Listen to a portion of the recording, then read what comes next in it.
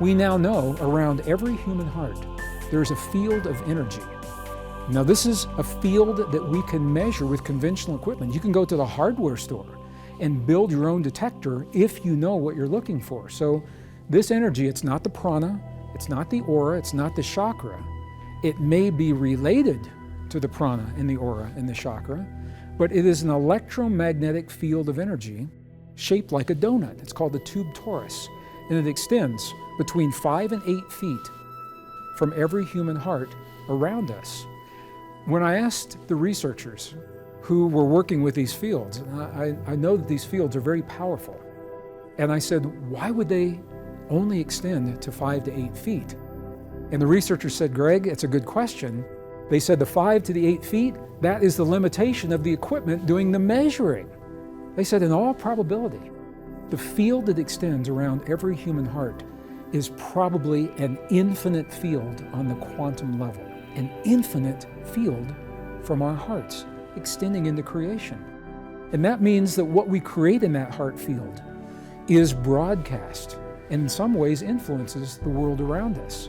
And that's the beauty of understanding the science that parallels these ancient traditions. We interact with one another every day through these heart fields. The new discoveries are telling us this.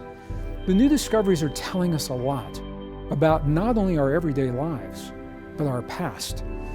We've been conditioned to believe, for example, that we as humans are the product of an evolutionary process that began long ago and has gone through many iterations leading to where we find ourselves today. That's what we've been taught. We've been steeped in a story that tells us that evolution is our story. However, the new science, the best science of the 21st century, is now telling us, while evolution is a fact for some forms of life, that the theory breaks down when it comes to humans. Something else is happening.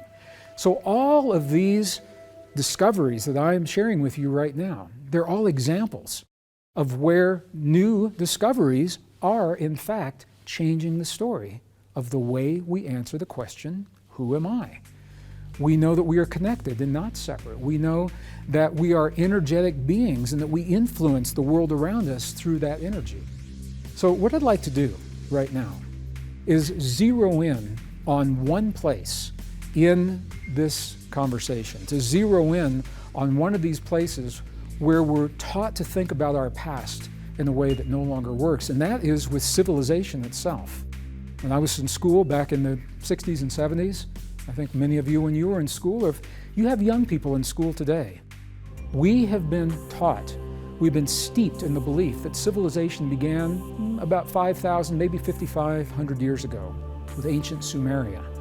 And from that point in time, there has been a linear progression to the point where we are today. And we're taught that we are the most sophisticated civilization that has ever graced the face of the earth. The problem is, the data doesn't support that story. The data doesn't support the story.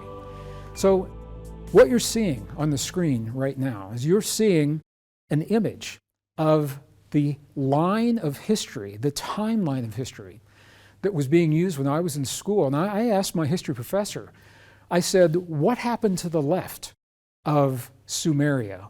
What happened before that 5,500 years?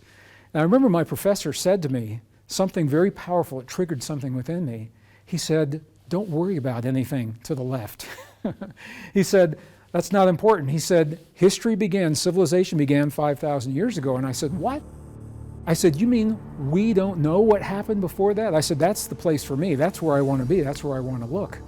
And I have spent much of my adult life exploring the new archaeological discoveries that are now overturning these ideas of history and civilization and where we began. So if you will look to this chart, what you're seeing is the timeline of what we have been led to believe. You see ancient Sumeria, ancient Egypt, and everything, the Maya, the Inca, the Aztec, the Olmec, the Toltec, everything is more recent than that. Greece and Rome, as old as they feel to us, they are all more recent.